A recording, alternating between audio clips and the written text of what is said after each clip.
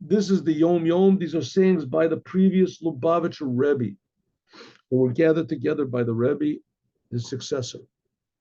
Just as with the commandment of putting on tefillin, there is a special place on your head and on your arm.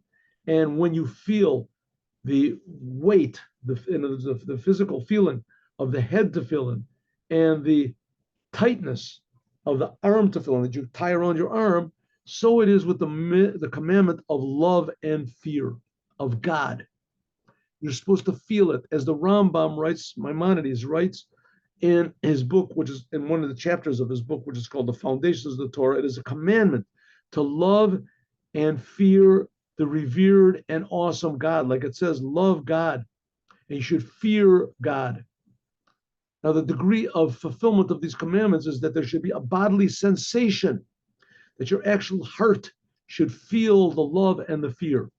Just like, for instance, when a person meets a totally devoted friend, not only do you feel good and forget all your troubles, you even enjoy a newly awakened inner aliveness and optimism. You see it, you feel it, all stemming from his cheerful mood. So it is also with the emotion of fear of God or love of God. A person is conquered. You feel a great awe and fright for God. Because at that moment, you realize that whatever was undesirable in your thoughts, words, and deeds, your heart feels an actual pain from the dread of God's punishment and his fear of heaven. And when usually a person does a sin, what does he do with sin? Because he thinks nobody's watching him. He does what's wrong, right? And he thinks nobody's watching him. Soon it becomes revealed, right? He becomes very ashamed. He becomes very scared. He becomes very this, very, very common that people do, right? The sins, they have a hidden, whatever it is, a hidden paramour or something.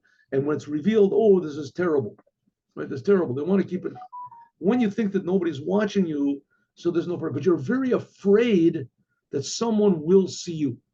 When a person realizes that when he does something against God, God sees him and that God is more real than people, when you realize that arouses a fear of God. But it's a healthy fear. It's like the fear of driving on the wrong side of the road. It's a healthy fear. But nevertheless, this has to be a fear that's actually felt in your heart. And just like it says, that feeling changes you totally. Sometimes you can even feel a higher type of a fear of God, which is called shame, or awe of how immense and awesome God is. How could I possibly do anything against God? So the Rebbe is saying that love and fear of God, here the Rebbe only explains fear, but love and fear of God have to be physical sensations. A person actually feels that, by the way, that's why religious Jews put on a yarmulke, this yarmulke. It's called Yireh Malka, the fear of the king. You're afraid of the king, to know that there's something above me, above my understanding. That is today's HaYom. Now let us have a story.